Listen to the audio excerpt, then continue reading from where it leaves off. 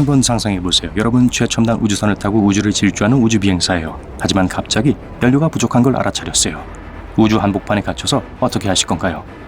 떠다니는 주유소가 있는 것도 아니잖아요. 좋은 소식은 여러분 영원히 멈추게 되진 않을 거라는 거예요. 사실 우주선은 연료가 다 떨어진 후에도 절대로 멈추지 않아요. 이 모든 건 기본적으로 우주에 대기가 없기 때문이에요. 바로 여기서 그 유명한 우주에서는 아무도 당신의 비명소리를 듣지 못한다 라는 말이 나오죠. 소리는 아주 작은 원자와 분자의 진동을 통해 이동해요. 공기가 없는 우주에서는 소리가 이동할 방법이 없어요. 우리의 우주선도 마찬가지예요. 공기가 없기 때문에 공기 저항도 완전 없죠. 우주에 존재하기는 하는 작은 입자들은 우주선의 추진력을 줄이거나 뒤로 끌기엔 너무 작아요. 그렇기 때문에 대부분의 우주선들은 사실 여행의 가장 큰 부분을 위한 엔진을 꺼요. 그러니 항상 엔진을 켜두고 있는 우주선을 보여주는 영화를 믿지 마세요. 그건 완전 잘못된 거니까요. 물속에 있는 선박들과 달리 우주에 있는 우주선은 계속 전진하기 위해 일정한 추진력이 필요하지 않아요. 보통 엔진은 아주 짧은 시간 동안만 켜져요. 이는 실용적일 뿐만 아니라 돈도 절약되죠. 연료는 무겁기 때문에 우주로 운반하는 게 엄청 비싸요. 그래서 우주 탐사선이 가능한 한 연료를 적게 쓰려는 이유예요. 지구에서 출발할 때 그리고 다시 대기로 들어올 때 필요하죠. 돌아올 때 속도를 늦출 때 필요하죠. 자동차와 기차에 브레이크가 있지만 우주선을 끽끽 소리나게 멈추게 하는 건 그리 간단하지 않아요. 엔진은 우주선의 속도를 늦추거나 완전히 멈추기 위해서 있죠. 여기엔 전략적으로 전방에서 인상적인 추진기를 발사하는 걸 포함해요. 이게 우주선에 필요한 항력을 만들어주며 우주선의 속도를 줄여주죠.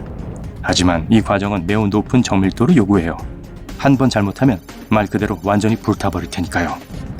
추진기를 너무 빨리 발사시키면 우주선은 시속 수천 킬로미터로 지구 대기권에 재진입하면서 불이 붙을 거예요. 너무 느리게 여행하는 것 또한 문제를 일으킬 수 있어요. 왜냐하면 이 경우 우리 행성의 궤도를 완전히 놓치고 지구를 훨씬 지나쳐 움직일 수도 있거든요. 그리고 대부분의 우주선은 두 번 재진입을 시도할 연료가 충분하지 않아요. 그러니 너무 느리게 여행하는 것도 무슨 수를 써서라도 피해야 해요. 다시 당면한 문제로 돌아갈게요. 이는 기본적으로 빈 탱크를 장착한 차량이 결국 뭔가에 부딪힐 때까진 동일한 속도로 우주 공간을 계속 이동한다는 뜻이에요. 이걸 멈출 수 있는 다른 방법은 없어요. 잠깐, 사실 그건 좋은 소식이 아닐 수도 있어요. 만약 좌초된다면 나사에 있는 여러분의 친구들이 구조임무를 꾸릴 가능성은 거의 없어요. 약간 슬프게 들리겠지만 말은 돼요. 여러분을 구하러 우주선과 새로운 팀을 꾸릴 때쯤이면 이미 우주를 너무 멀리 여행해버려서 다시 도달하는 데는 몇 년이 걸리게 될 거예요. 그렇게 되면 또 터무니없이 많은 비용도 들 거고요. 나사에서는 우주에 우주선을 띄우기 위해 평균적으로 1,800억 원을 씁니다. 그 정도면 최고급 람보르기니 신차를 6개 사는 것과 맞먹는 금액이에요. 더 미친 건 나사에서 첫 우주왕복선을 개발하고 발사하는데 약 5조 7천억 원이 들었다는 거예요. 불행히도 일단 지구 궤도를 벗어나면 연료 없이 돌아오는 게 거의 불가능해요. 그게 바로 실제로 지난 2018년 나사의 던 우주선에 일어난 일이죠. 어느 날 우주선의 연료가 떨어졌어요. 이로 인해 우주 한가운데 완전히 고립되었죠. 많은 우주 기록을 세운 11년간의 임무에 종지부를 찍으면서 지구로 신호 전송을 중단하게 되었죠. 이 우주선은 태양 쪽으로 태양 전지판을 움직일 연료가 없어서 더 이상 전기를 생산할 수 없었어요. 그리고 오늘날까지 우주선은 여전히 우주 어딘가에서 버려진 상태로 떠다니고 있어요. 다행히도 던 우주선에는 우주 비행사가 탑승하지 않았어요. 우주선은 원래 조사하고 있던 물체인 외행성 세레스 주위를 돌기 시작했죠. 예를 돕자면 궤도는 물체가 끼게 되는 별, 행성 또는 위성의 주변에 있는 곡선 경로예요. 하지만 잠깐만요. 나사는 우주선과 관련된 모든 것의 전문가잖아요. 그런데 애초에 어떻게 우주선의 연료가 떨어지도록 내버려뒀을까요? 사실 우주에서 필요한 연료의 양을 정확하게 측정하는 건 아주 어려워요. 지구에선 중력이 모든 연료를 탱크의 바닥에 있게 해주죠. 그리고 플로트 센서로 탱크의 충전 상태를 측정할 수 있고요. 하지만 보통 연료를 누르는 중력이 부족한 우주에선 이건 불가능한 일이에요. 대신 일반적인 접근 방식은 연료를 관으로 흡수하기 위해 발사 전에 가압되는 연료 탱크의 공기 주머니는 추가한 거예요. 연료를 더 많이 사용할수록 이 주머니는 더 팽창합니다. 더 많은 공간을 차지해 적절한 압력으로 연료를 밑에 있게 해주는 거죠. 이 압력은 관찰되니까 연료가 얼마나 남아있는지 알 수 있는 거예요. 보다시피 여기 지구보다 훨씬 더 복잡하겠죠. 하지만 연료가 떨어진 우주선에 우주 비행사들이 탑승했다고 가정해봅시다. 얼마나 오래 생존할 수 있을까요? 이건 기내에 얼마나 많은 물과 음식이 있느냐에 달렸는데요. 나사는 보통 우주선의 무게를 더하는 것을 피하기 위해 우주 비행사들이 여행에 필요한 정확한 양의 음식을 계산해요. 하지만 좋은 소식은 이 음식이 기술적으로 배급될 수 있어서 먹는 게 나뉘어질 수 있다는 거예요. 왜냐하면 우주 비행사들의 음식은 상하는 걸 막기 위해 특별 포장지에 들어있기 때문이죠. 우주선에는 냉장고가 없거든요. 음식은 가위로 자를 수 있는 투명하고 유연한 파우치 안에 들어있어요.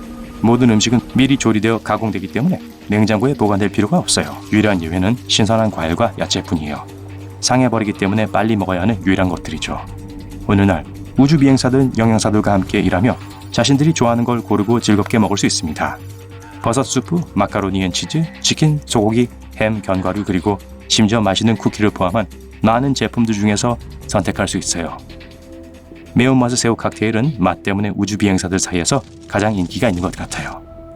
맛이 나는 음료 또한 부엌 찬장에 놓여있는 복숭아 아이스티나 인스턴트 커피 파우치처럼 가루 형태로 나와요.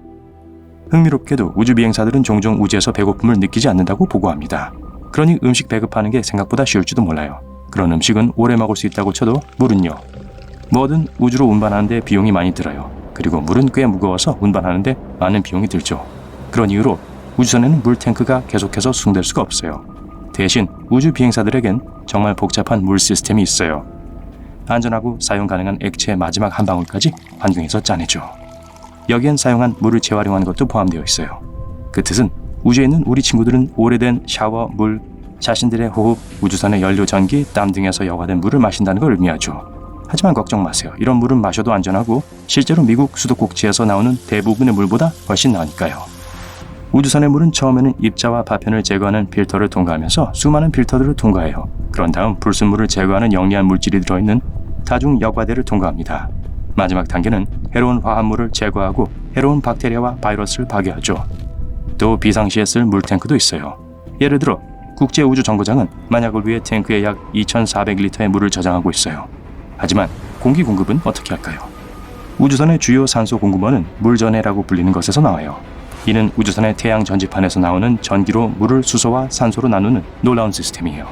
하지만 나사 던 우주선에서 본 것처럼 전기가 없다면 태양 전지판을 태양을 향해 조준하는 건 매우 어려워요. 그러니까 산소 시스템이 꺼질 수도 있다는 뜻이죠. 그렇지만 가압 저장 탱크에 약간의 산소가 저장되어 있어요. 이는 비상 상황에 맞게 설계된 백업 공급 장치니까 그렇게 나쁘지만은 않은 거죠.